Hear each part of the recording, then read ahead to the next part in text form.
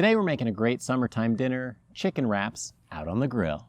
Sure, these look a little bit like gyros and they have a lot of the same things, but the spices are wrong, and so I'm going to call it a wrap. If you don't have a pita bread, you certainly could use tortillas instead.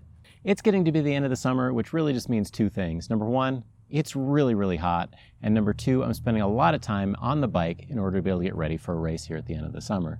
And after a couple hours in the saddle, I'm not really in the mood for something heavy or for something really hot. And so this one hits the spot.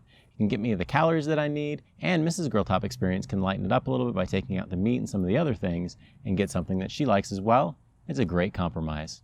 Let's start by setting up the kettle. I'm using a few chunks of hickory, which gives a good flavor to the chicken, and to that I added a full chimney of lit charcoal. I overfilled it some, which you can avoid by adding the unlit charcoal on top instead of underneath.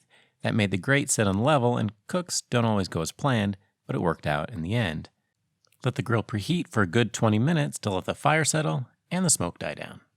I'm shooting for 350 to 375 degrees Fahrenheit at the grate. At that temperature, you can get a really good crispy skin. I dry brine the chicken and coated it with an off-the-shelf chicken rub, and you can use whatever you like best. The only thing I did during the cook was flip it around once to keep things cooking evenly, and other than that, it was set it and forget it. Once it reached 165 degrees Fahrenheit in the breast, it was good to go, and I'm really happy with the way it turned out. Whole chickens are really juicy when they're cooked this way, and they're big enough for a quick second meal. The best part is everyone can get the part of the chicken they like best. Now, the extras got turned into chicken pot pie, which is one of my favorites, and perfect for a rainy day. And while you could use store-bought tortillas or pita bread, we prefer to make our own flatbread out on the grill. If you're interested in Mrs. Grill Top's recipe, let her know in the comments below so we can convince her to share it.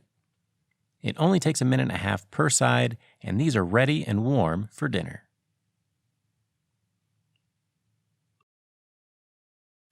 I really like a good amount of hummus in my wraps because it ramps up the flavor with those extra spices. And I followed that up with some of the roasted chicken that we just grilled and made sure I got pieces with just a little bit of skin.